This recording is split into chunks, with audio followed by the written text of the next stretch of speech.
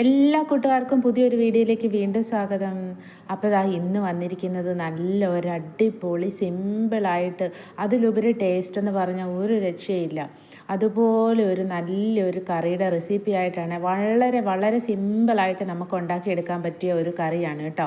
അപ്പോൾ നമ്മുടെ എല്ലാവരുടെയും വീട്ടിൽ തൈര് കാണുമല്ലോ. അപ്പോൾ ഇന്ന് നമ്മൾ തൈര് വെച്ചിട്ടാണ് കേട്ടോ ചെയ്യുന്നത്. അപ്പോൾ അതിന് വേണ്ടിയിട്ട് ഒരു പാത്രത്തിൽ നല്ല കട്ട തൈര് എടുത്ത് വെച്ചിട്ടുണ്ട്. അപ്പം ഈ തൈരിനകത്തേക്ക് നമുക്ക് ഒരു ചെറിയ സവോള ചെറുതാക്കി അരിഞ്ഞത് ചേർത്ത് കൊടുത്തിട്ടുണ്ട്. പിന്നെ നമ്മൾ എരിവിനനുസരിച്ച് 2 പച്ചമുളക് ചെറുതാക്കി അരിഞ്ഞത് ചേർത്ത് കൊടുത്തിട്ടുണ്ട്.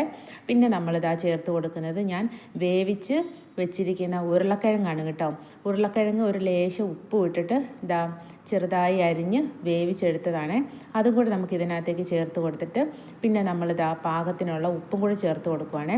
ഉരുളക്കിഴങ്ങിന് ഉപ്പ് ഞാൻ ചേർത്ത് കൊടുത്തത് കൊണ്ട് തൈരിന് ആവശ്യമുള്ള ഒരു ലേശം പാകത്തിനുള്ള ഉപ്പും കൂടിയാണ് കേട്ടോ ചേർത്ത് കൊടുക്കുന്നത്. അപ്പം ഇതെല്ലാം ചേർത്ത് കൊടുത്തതിന് ശേഷം നമുക്കതെല്ലാം ഒന്ന് മിക്സ് ചെയ്ത് വെക്കാം. ഇനി മിക്സ് ചെയ്തതിന് ശേഷം നമുക്ക് ഒരു ചെറിയൊരു താളിപ്പും കൂടി ഉണ്ട് കേട്ടോ. അപ്പോൾ ആ ഒരു താളിപ്പും കൂടെ ആയെങ്കിലേ നമ്മുടെ കറി നല്ല പരുവത്തിൽ നല്ല ടേസ്റ്റിൽ കിട്ടത്തുള്ളേ.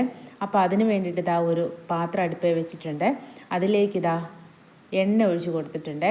അപ്പം എണ്ണയൊന്ന് ചൂടായി കഴിയുമ്പോഴത്തേക്കിന് ചെറിയൊരു സ്പൂണ് മുളക് പൊടി ഇട്ട് കൊടുത്തിട്ടുണ്ട്.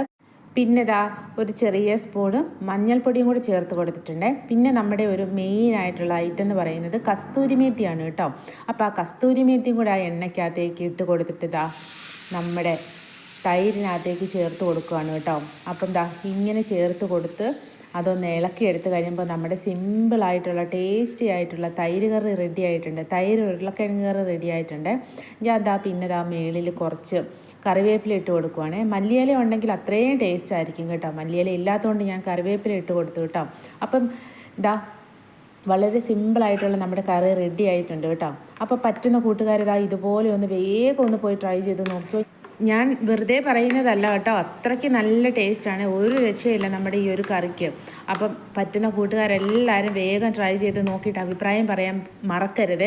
പിന്നെ നമ്മുടെയൊക്കെ എല്ലാവരുടെയും വീട്ടിൽ ഒട്ടുമിക്ക വീടുകളിലും മിക്കപ്പോഴും തൈരൊക്കെ ഉണ്ടാവില്ല. അപ്പോൾ നമ്മളെല്ലാം തൈര് കറിയൊക്കെയല്ലേ ഉണ്ടാക്കുന്നത്, തൈര് മോര് കറി അങ്ങനെയൊക്കെയല്ലേ ഉണ്ടാക്കുന്നത്. അപ്പോൾ ഇതുപോലെ ഒന്ന് പെട്ടെന്നൊന്ന് ട്രൈ ചെയ്ത് നോക്കി കേട്ടോ. ഒറ്റയൊരു തവണ നമ്മളിങ്ങനെ ഒന്ന് ട്രൈ ചെയ്ത് നമുക്കിതിൻ്റെ ടേസ്റ്റ് ഇഷ്ടപ്പെട്ടാൽ വീണ്ടും നമുക്കിതുപോലെ ഉണ്ടാക്കി കഴിക്കാൻ തോന്നും കേട്ടോ.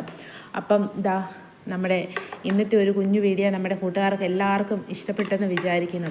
അപ്പം ഇഷ്ടപ്പെട്ട കൂട്ടുകാരെല്ലാവരും ലൈക്ക് ചെയ്യാൻ മറക്കരുത്. ഇനി നമുക്ക് വേറൊരു പുതിയ വീഡിയോയിലൂടെ വീണ്ടും കാണാം. അതുവരേക്കും നമ്മുടെ എല്ലാ കൂട്ടുകാരുടെ അടുത്തും ടാറ്റാ ബൈ ബൈ.